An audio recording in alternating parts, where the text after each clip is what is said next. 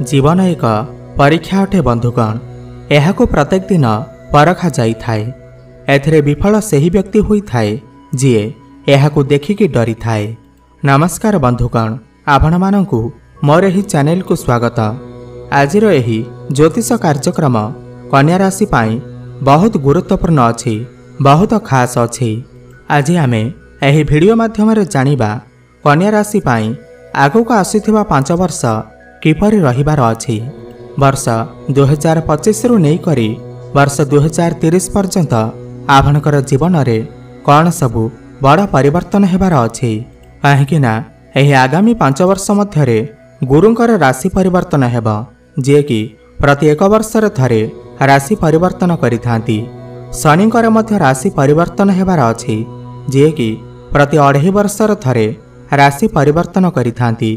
राहु एवं केतुंकर मध्य राशि परिवर्तन हेबार अछि। एही समस्त बड़ बड़ ग्रह आपणकर जीवन में कौन सबु परिवर्तन आनिक आसिबे ताहा जानिबा। ग्रह मानकर गोचर आपणकु शुभ फल प्रदान करिबो ना अशुभ फल प्रदान करिबो। एवं किछि व्यक्ति विशेष माने आमकु कमेंट माध्यम जणाउछंती कि तांकर जीवन में आमे जो भविष्यवाणी करूअछु ताहा घटु नाही। मु आपनको गोटिए कथा कहिबाकू चाहे, एही जो कार्यक्रम होइथाए जन्म राशि चंद्र राशि उपर आधारित होइथाए। एही फलाफल ग्रह मानकर परिक्रमा को नहीं आधारित होइथाए।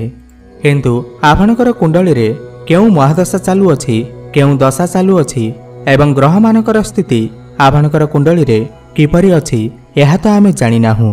आमे केवल ग्रह मानकर गोचर को नहीं आपणकु फलाफल प्रदान करूअछु। दुनिया रे कोटि कोटि लोक कन्या राशि व्यक्तिविशेष माने थिबे, तो समस्तंकर जीवन में यह घटिबा यह संभव नुहे। आपणकर कुंडली रे जहा लेखा थिबा ताहा ही घटिबा, ताकू केही भी बदलई पारिबे नाही। तो चलंतु जानिबा आगामी 5 वर्ष आपणकर जीवन में कौन सब बड़ परिवर्तन हेबार अछि। बंधुगण, एही कार्यक्रम जन्म राशि चंद्र राशि उपर आधारित। तेबे चलंतु जानिबा कन्या राशि पाई आगामी 5 वर्ष किपरि रहिबा। एहा पूर्वरु जदि आपणकर भी कन्या राशि होइथाए एवं आपण भी ईश्वर को सच्चा हृदय रे भक्ति करुथांती, विश्वास करुथांती, तेबे एही भिडियोटी को लाइक करी कमेंट बॉक्स रे जय जगन्नाथ हर हर महादेव अवश्य लिखि दियंतु। बंधुगण, वर्तमान स्थिति रे आपणकर राशि रे माने लग्न भाव रे केतु विराजमान अछंती। आपणकर सप्तम भाव रे राहु विराजमान अछंती। षष्ठ भाव रे शनि विराजमान अछंती एवं आपणकर नवम भाव रे भाग्य भाव रे देवगुरु बृहस्पति विराजमान अछंती। सबुठु प्रथमे देवगुरु बृहस्पति विषय रे आलोचना करिबा कि देवगुरु बृहस्पति आगामी 5 वर्ष मध्यरे केउ केउ राशि को गोचर करिबे एवं आपणकु केउ फल प्रदान करिबे। मई 2025 रे देवगुरु बृहस्पति आपणकर नवम भावरु बाहरी आपणकर दशम भाव को चलन करिबे। पूरा गोटे वर्ष पर्यंत मई 2026 पर्यंत गुरु आपणकर दशम भाव रे कर्मस्थान रे विराजमान रहिबे। गुरु हेउछंती आपणकर चतुर्थ एवं सप्तम भावर अधिपति।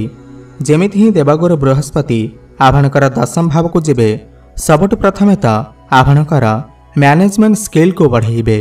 आपण कोनोसी जिनिस को बहुत भल भाव में डील करि परिबे, काहेकिना गुरु हेउछंती मैनेजमेंट रो कारक ग्रह।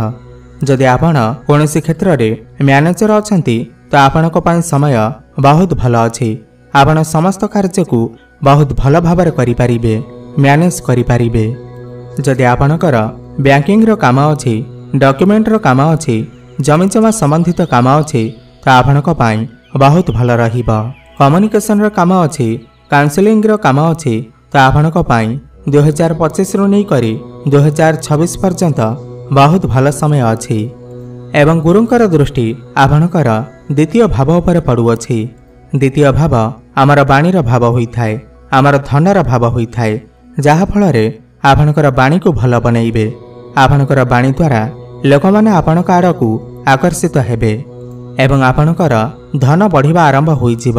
आपण पैसा किछि संचय करि परिबे, बैंक बैलेंस बढ़िबा। एवं गुरुंकर सप्तम दृष्टि आपणकर चतुर्थ भाव उपर को रहुअछि। ଏହା ମାତାଙ୍କର ସ୍ୱାସ୍ଥ୍ୟକୁ ନେଇ ବହୁତ ଭଲ ସମୟ ଅଛି। ମାଙ୍କ ସହିତ ଆପଣଙ୍କର ସମ୍ପର୍କ ବହୁତ ଭଲ ରହିବ। ମାଙ୍କର ସୁଖ ଆପଣଙ୍କୁ ପ୍ରାପ୍ତି ହେବ। ଏବଂ ଚତୁର୍ଥ ଭାବ ଜମିଜମା, ଗାଡ଼ି ମୋଟର, ଘର ଇତ୍ୟାଦିର ଭାବ ହୋଇଥାଏ। ଆପଣ ଏହି ସମୟରେ କୌଣସି ଜମିଜମା, ଗାଡ଼ି ଇତ୍ୟାଦି କିଣିପାରନ୍ତି କିମ୍ବା କିଣିବା ପାଇଁ ମନ ବଳେଇ ପାରନ୍ତି। ଏବଂ ଏହା ସହିତ ଗୁରୁ ଆପଣଙ୍କର ଷଷ୍ଠ ଭାବକୁ ମଧ୍ୟ ଦେଖୁଛନ୍ତି। ଷଷ୍ଠ ଭାବ ରୋଗ, ଋଣ ଏବଂ ଶତ୍ରୁର ଭାବ ହୋଇଥାଏ। ତ ଏହା ଆପଣଙ୍କୁ ସାମାନ୍ୟ ସମସ୍ୟାରେ ପକାଇପାରେ। ଆପଣଙ୍କର ଋଣ ବଢ଼ିପାରେ, ରୋଗ ବଢ଼ିପାରେ, ଶତ୍ରୁ ମଧ୍ୟ ଆପଣଙ୍କର ବଢ଼ିପାରନ୍ତି। ଏହାପରେ 2026ରୁ ନେଇକରି 2027 ପର୍ଯ୍ୟନ୍ତ ଗୁରୁ ଆପଣଙ୍କର ଏକାଦଶ ଭାବରେ ବିରାଜମାନ ରହିବେ ଏବଂ ଉଚ୍ଚସ୍ଥ ହେବେ। ଏବଂ ଯେମିତି ହିଁ ଗୁରୁ ଆପଣଙ୍କର ଏକାଦଶ ଭାବକୁ ଯିବେ, ଏକାଦଶ ଭାବ ଆମର ଇଚ୍ଛା ଭାବ ହୋଇଥାଏ। ତ ଆପଣଙ୍କର ସମସ୍ତ ଇଚ୍ଛା ପୂର୍ଣ୍ଣ ହେବ। ଚତୁର୍ଥ ଭାବର ଅଧିପତି ଏକାଦଶ ଭାବରେ ବସିଥିବାରୁ ଆପଣଙ୍କର ସମସ୍ତ ଇଚ୍ଛା ପୂର୍ଣ୍ଣ ହେବ। ଆପଣଙ୍କୁ ସୁଖ ପ୍ରାପ୍ତି ହେବ। ଆପଣ କୌଣସି ଯାନବାହନ ଇତ୍ୟାଦି କ୍ରୟ କରିପାରନ୍ତି, ପ୍ରପର୍ଟି ଇତ୍ୟାଦି କ୍ରୟ କରିପାରନ୍ତି। ଆପଣ ଏହି ସମୟ ମଧ୍ୟରେ କୌଣସି ବି ବଡ଼ ଜିନିଷ କ୍ରୟ କରିପାରନ୍ତି। ପୈତୃକ ସମ୍ପତ୍ତିରୁ ଆପଣଙ୍କୁ ଲାଭ ପ୍ରାପ୍ତି ହେବ।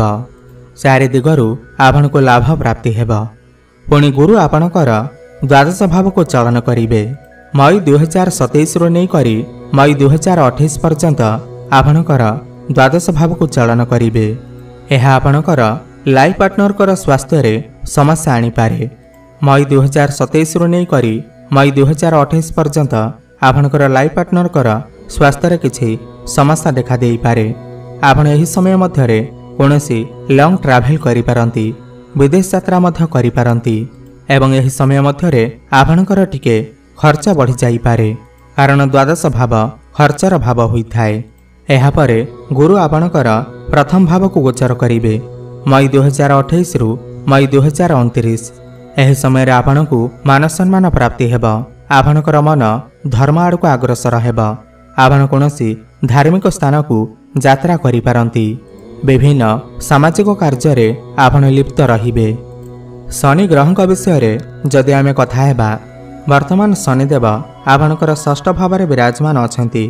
କିନ୍ତୁ 29 ମାର୍ଚ୍ଚ 2025କୁ ଆପଣଙ୍କର ସପ୍ତମ ଭାବକୁ ଚଳନ କରିବେ ଏବଂ ପୁରା 2.5 ବର୍ଷ ପର୍ଯ୍ୟନ୍ତ ଆପଣଙ୍କର ସପ୍ତମ ଭାବରେ ରହିବେ। ମାର୍ଚ୍ଚ 2025ରୁ ନେଇକରି ଫେବୃଆରୀ 2028 ପର୍ଯ୍ୟନ୍ତ ଆପଣଙ୍କର ସପ୍ତମ ଭାବରେ ରହିବେ।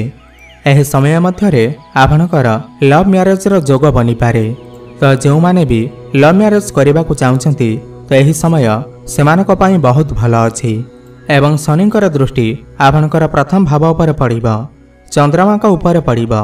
ଆପଣଙ୍କର ମନ ଟିକେ ଅଳସୁଆ ହୋଇପାରେ।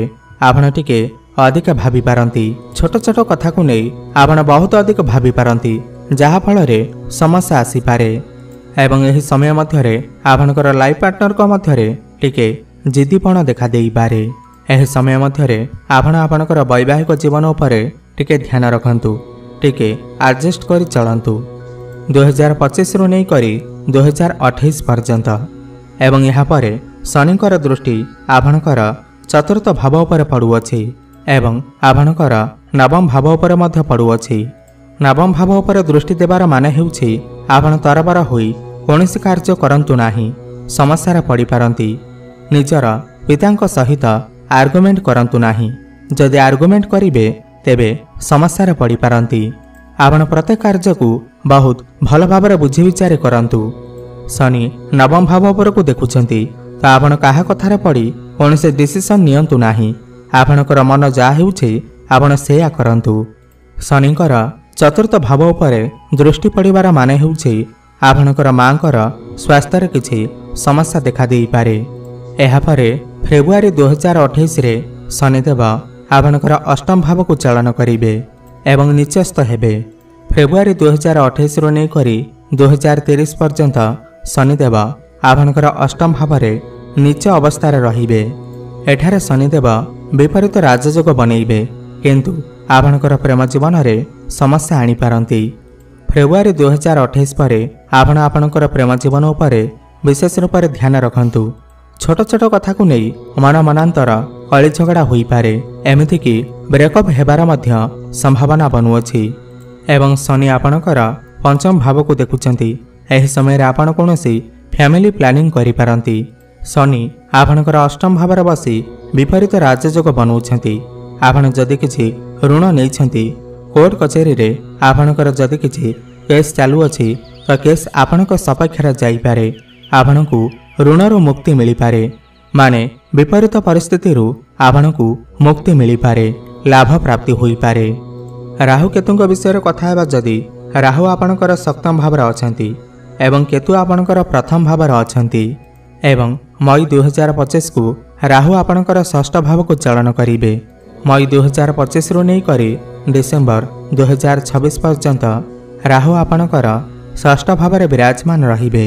यह आपणक पाई बहुत भल समय अटे। राहुंकर षष्ठ भाव को जिबा आपणकु बहुत भल शुभफल प्राप्ति हेब। कन्या राशि पाई राहुंकर गोचर बहुत भल अछि। मई 2025 रु नै करी डिसेंबर 2026 पर्यंत आपणक पाई समय बहुत भल अछि।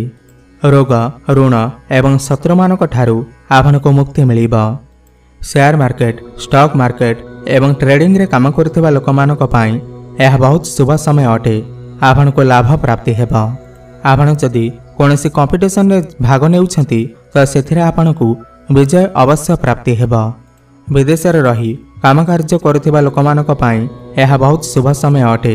एमएनसी कंपनी रे काम करथिबा लोकमानक पाई यह बहुत शुभ समय अटे। सेमाने सेमानकर कर्मक्षेत्र रे बहुत अधिक उन्नति करिवे। एवं केतु आपणकर द्वादश भाव रे थिबे, जहा फल आपण टिके स्पिरिचुअल बा धार्मिक आड़क अग्रसर होई पारंती। पुणी राहु आपणकर पंचम भाव को गोचर करिवे डिसेंबर 2026 रु नै करी जून 2028 पर्यंत। पूरा 18 वर्ष परे राहु आपणकर पंचम भाव को चलन करिवे, जहा फल रे आपणकर प्रेम जीवन रे समस्या देखा देई पारे। आपण विशेष ध्यान रखंतु। वर्ष 2027 एवं वर्ष 2028 एही दुई वर्ष आपण आपणकर प्रेम जीवन उपरे विशेष ध्यान रखंतु, नहेले समस्या पड़ी पारंती। एही समय मध्यरे आपणकर पाठपढ़ारे मध्य अपडाउन देखा देई पारे। आपणकर मन पाठपढ़ारे लागि न पारे। पाठपढ़ारे किछि ना किछि समस्या देखा देई पारे, काहेकि ना राहु पंचम भाव रे खास करी शिक्षा क्षेत्र एवं प्रेम जीवन को प्रभावित करि थांती। एथिरे समस्या आनी थांती। एथिप्रति आपण टिके ध्यान देबे। एबे जानिबा किछि उपाय विषय रे, जहा को करिबा द्वारा आपणकर जीवन रे जहा भी किछि समस्या आसुअछि ताहा दूर होई पारिबो। आपण पक्षी माननकु दाना पानी खाइबा को दियंतु, शुभफल प्राप्ति हेब। एवं प्रत्येक दिन बुधंकर बीज मंत्रर जप अवश्य करंतु। ओम ब्रांग ब्रिंग ब्रोंग सह बुद्धाय नमः 108 थर प्रत्येक दिन जप करंतु, शुभफल प्राप्ति हेब। भगवान गणेशंकर आराधना करंतु एवं प्रत्येक दिन हनुमान चालीसार पाठ करंतु, शुभफल प्राप्ति हेब।